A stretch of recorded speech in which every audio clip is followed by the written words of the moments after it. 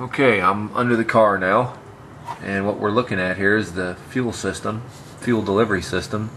That's a stock 63 tank that's in the car that I had modified, and I built a sump underneath it. Thank you, Rev. And we put 2 outlets on it for in case the one outlet something goes wrong with it or it clogs or something goes bad, I'll have another one to work with there.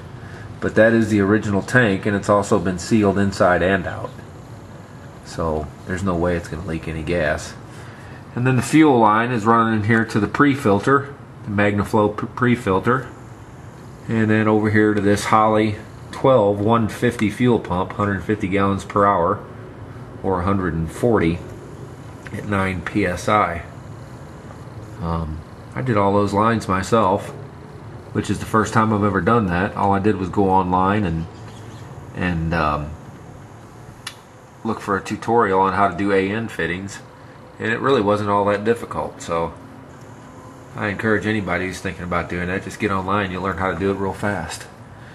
I made that mount for that pump. I didn't want to drill any holes in the frame, so what I wound up doing was that there's 3 holes up there, and I made that plate that's bolted to the frame, and then those bolts run through the frame to the other side with nuts on them, and that's what that looks like. And then there's a plate on the front of it, which I'll show you in a minute, that protects the front of the pump from any debris that might come up from the road or the tires. So those are Lakewood shocks, and that's a Ford 9-inch rear end, custom built by Spraker Racing in Mooresville, North Carolina. It has 411 gears in it with a TrueTrack posi rear end. It has disc brakes on both sides, and the Panhard bar that you see right there is a UMI Panhard adjustable bar, which allows me to move the rear end from one side to the other to allow for clearance on tires and to get it centered.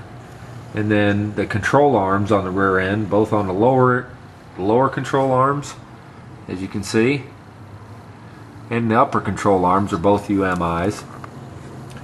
Those are custom tubular bars that you can buy online at UMI.com.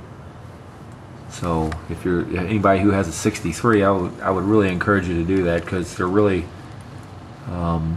very reasonably priced, I thought, and a lot stronger. They have urethane bushings in them, and the upper one, which you can't see from here, but I'll show you, it has the same adjustment system as this Panhard bar on it. The upper bar does. The lower control arms do not adjust, but the upper ones do. And complete with that Ford 9-inch and Lakewood shocks, I think it's going to be a pretty stout rear end. At least I hope so. That's the idea. So you can see that everything's been painted under here.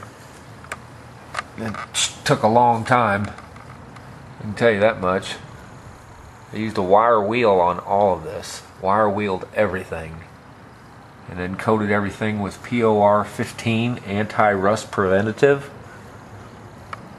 and then shot it with GM chassis coat black. So hopefully it'll hold up.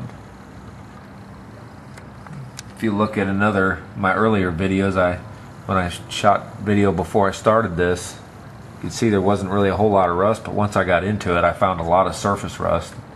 Here again, you know, a new body mount right there, all the way through.